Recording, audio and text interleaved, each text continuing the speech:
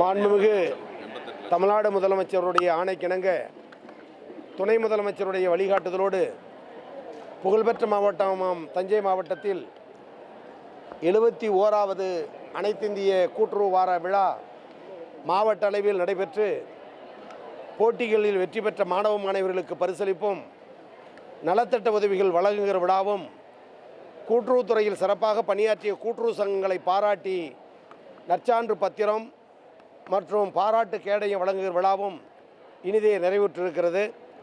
அனைத்து நாடாளுமன்ற சட்டமன்ற உள்ளாட்சி அமைப்புகளின் மேயர் துணை மேயர் உள்ளிட்ட பிரதிநிதிகள் கலந்து கொண்டனர்.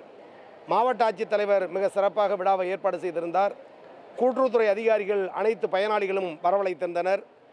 இந்தியாவிலேயே கூட்டுறவுத்துறை ஒரு மாநிலத்தில் தலை சிறந்து விளங்குகிறது என்று சொன்னால் அது தமிழ்நாடு தான்.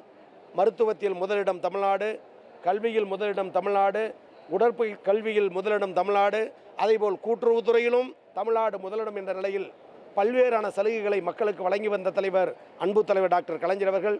அதைத் தொடர்ந்து இன்றைய முதலமைச்சர் அவர்களும் விவசாயிகள் அடமானம் வைத்த அந்த நகைகளை, தங்க நகைகளை எல்லாம் திருப்ப தந்து சுமார் 7000 கோடி நகைக்கடனை தள்ளுபடி செய்து விவசாயத்தையும் கூட்டுறவையும் வாழ்வித்த முதல்வர் நம்முடைய முதல்வர்.